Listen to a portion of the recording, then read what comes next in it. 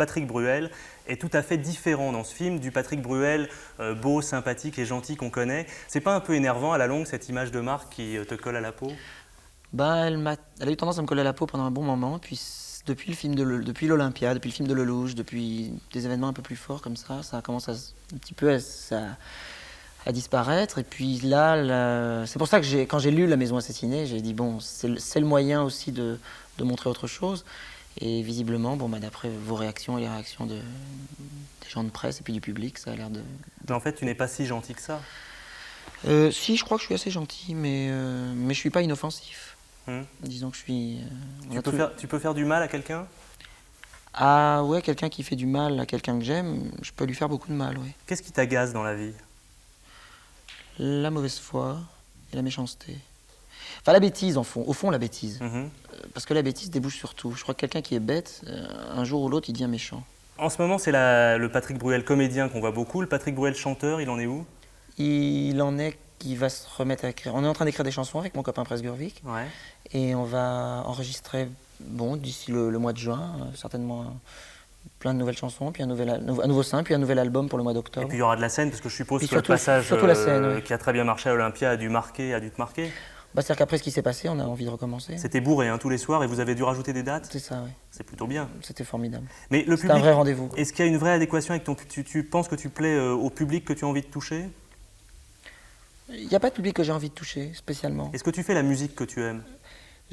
Oui, disons que mes goûts évoluent très vite par contre. Parce que bon, Comment ça va ou Marre de cette nana, c'est des choses un peu simples, ouais. pour ne... Oui, non, tout à fait. J'ai pas dit simpliste, c'est simple. Mais non, tout à fait, mais ça correspond. On peut penser qu'un garçon comme toi aimerait faire des choses plus actuelles, du rock par exemple. C'est-à-dire que je crois qu'on grandit avec tout ce qu'on fait. On grandit en même temps que son travail grandit en même temps que vous. Ouais, donc, quand tu as fait Marre de cette nana, t'avais quoi, 24, 25 ans, t'étais déjà assez grand. Non, Marre de cette nana, c'est quand même pas une chanson débile. Ah, je n'ai pas dit que c'était débile, mais enfin, j'ai dit que c'était simple. 24, 25 ans, non, j'étais plus jeune d'ailleurs. Et puis quand on a fait Comment ça va, on a voulu un petit peu ensuite s'éloigner de ça, mais je suis pas très content. Bon, on a fait un album, et quand j'ai fait un spectacle sur scène à l'Olympia, je travaillais avec des musiciens, et là j'ai trouvé une espèce de nouvelle cohérence et une nouvelle direction peut-être musicale. Et maintenant, c'est vrai que la consonance du prochain va être plus... J'aime pas du tout dire plus rock, parce que ça fait tellement... ça y est, on va faire du rock. Non, c'est vrai que ça va être plus rock, parce que moi, je m'intéresse beaucoup plus à la musique rock Justement, qu'avant. quelles sont les musiques que tu écoutes, ou en tout cas, quels sont les gens qui t'ont influencé?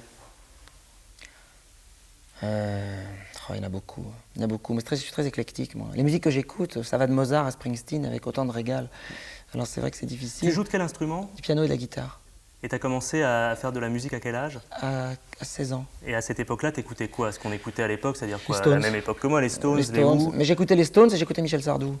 Ah, t'écoutais aussi Michel Sardou? Ouais.